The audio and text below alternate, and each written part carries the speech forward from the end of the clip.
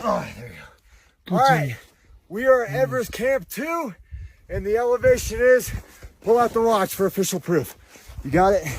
Let me see. Guys, I am not doing that kickflip again. Right there. Let me see here.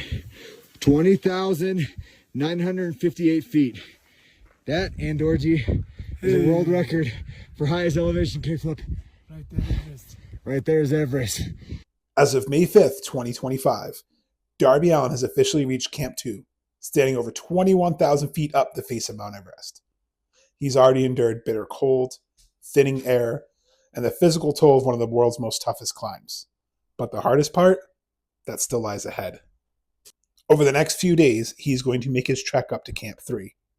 Camp 3, which is perched on the infamous Lhotse Face, stands at 23,500 feet above sea level. There's risk of rock falls, avalanches, sun exposure can cause burns, and even snow blindness.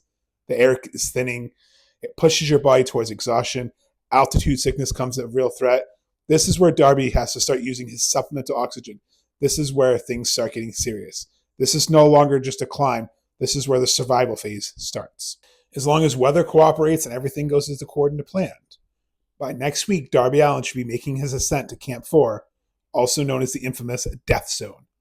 Remember, this is called the Death Zone, as we mentioned in the previous video, because the oxygen is so limited, the human body literally begins to shut down and die.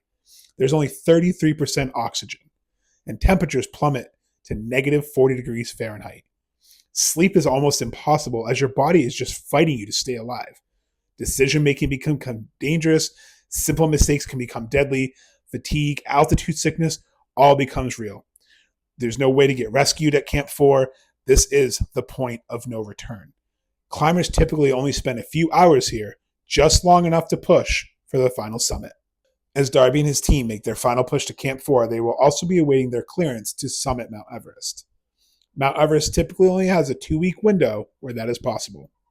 As of the recording of this video, the current summit window stands from May 8th to May 20th, 2025. Once Darby and crew arrive at Camp 4, as we've said, this is not a place they're going to stay very long. The final push begins around midnight. The goal is to reach the summit before the weather turns deadly. That'll take a 10 to 12 hour climb in complete and total darkness, only using headlamps. Relying on oxygen and little light, they're going to have to navigate the extremely dangerous Hillary Step. The Hillary Step is a narrow, dangerous choke point near the summit. On top of extreme exposure, there's also very tight ridgelines with no room for error. Sudden whiteouts and high winds can also strike with zero warning. The higher you go, every move, every breath feels like a battle.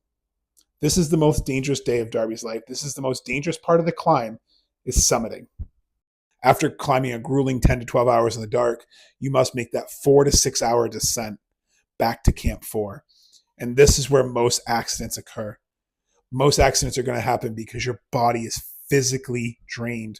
Your lungs are burning, your legs are sore, every muscle in your body is on fire, your mental acumen is slipping, altitude sickness, weather, all comes into play. You have to go down the Hillary Step, that narrow path again. Every step is a chore. They have to make that trip to Camp 4.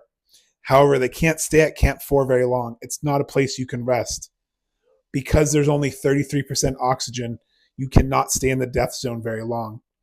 Typically, climbers stay in that area for 24 hours to recover before making their push back to Camp 2. Approximately 24 hours after you reach Camp 4, you start moving back to Camp 2, which is 21,000 feet. However, you have to climb through the Lhotse Face again. And even though oxygen levels have improved, it is still a very dangerous climb, as exhaustion and fatigue will start to catch up with most climbers. This is very time sensitive, as the journey from Camp 4 to Camp 2 must be done quickly and safely to avoid injuries or death. Typically, after about 2 days, most climbers make their push back to base camp. If all goes to plan, Darby Allin could be back to base camp about 3 days after summiting. But even then, it's not over. The physical toll, the altitude damage, the mental exhaustion, they follow you home. That's why in our previous video, we mentioned that even after he gets back at the end of this month from his journey, he's still going to need time to recover. He's going to have to regain any muscle mass he lost. He's going to have to heal his mind, his body, and his soul. As big fans of Darby Allin, we wish you nothing but the best. We're excited that you get to complete this journey, live out your dream, and plant that flag on top of the summit. If you enjoy these updates about Darby's climb of Mount Everest and these videos we're making, please give us a like, follow, and subscribe. We really appreciate it. Comment below what your thoughts on his journey. We will do our best to provide updates as we get them and footage as we get it as well. Until then, please make sure you're following along with us, and we'll keep you updated.